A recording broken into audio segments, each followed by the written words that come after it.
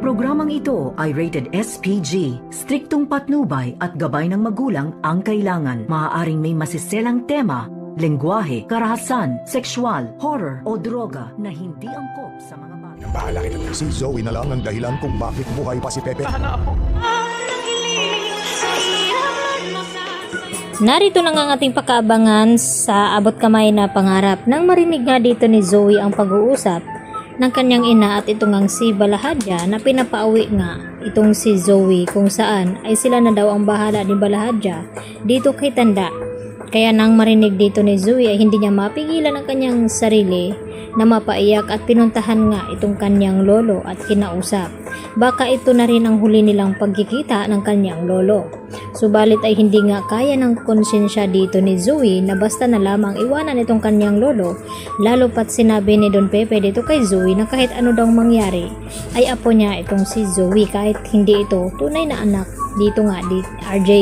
At dito na umiyak ng husto itong si Zoe. At dito naman na lumapit itong si Moira at Balahadja kay Zoe at sinabi na umuwi daw muna ito sa hotel at magpahinga.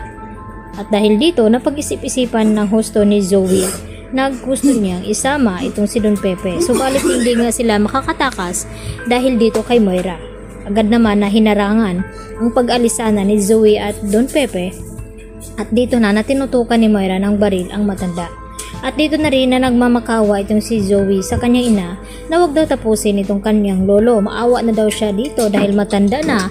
At dito naman na napaiyak ng husto itong si Zoe at hayaan na lamang na magpakalayo-layo itong si Don Pepe nang sa ganun ay hindi makarating kina Giselle at RJ ang nangyari nga dito sa matanda. Samantala, naikwento nga dito ni Lynette dito kay Annalyn na tumawag daw itong si Zoe dito kay Carlos Benitez at ang pagtawag na daddy dito kay Carlos. At gusto ngang makausap dito ni Lynette itong si Zoe na kung bakit natawag niya ng ama at kung bakit humihingi ng tulong itong si Zoe. Kaya sinabi niya dito kay Annalyn na kapag may alam sila kung nasaan daw itong si Zoe ay sabihin agad dito kay Lynette. At naikwento din dito ni Annalyn kay RJ na tumawag daw di umano itong si Zoe dito kay Doc Carlos. At hindi lang iyon dahil tinatawag daw ni Zoe na daddy itong si Doc Carlos. Hindi naman pwedeng magkamali ito dahil malayo ang RJ sa pangalan na Carlos. Kaya mas lalong nagtataka itong si RJ na kung ano ba ang nangyayari dito kay Zoe. Lalo pa ngayon na may kutob na nga itong si RJ na magkasabwat itong si Moira at itong si Balahadja. Dahil suspect na nga ngayon ng mga pulis itong si Balahadja dahil sa mga patong-patong daw na kaso na ginawa nito. Kaya naman, sinabi ni RJ sa mga pulis na walang duda na ang kasabwat ngayon ni Moira ay walang iba kundi itong si Balahadja. Lalo pat sinabi dito ni Annalyn na nakita nga nila ni Regan itong si Balahadja doon sa hotel na kung saan doon nakatira itong si Moira at yung araw na yon yun din ang pagkawala dito ni Don Pepe dahil makipagkita sana itong si Don Pepe dito nga kay Moira. Kaya mas nadagdagan ngayon ang kanilang pagdududa na baka may kinalaman talaga itong si Moira at lalo pa ngayon na palaging nawawala itong si Zoe at hindi pumapasok sa kanyang trabaho.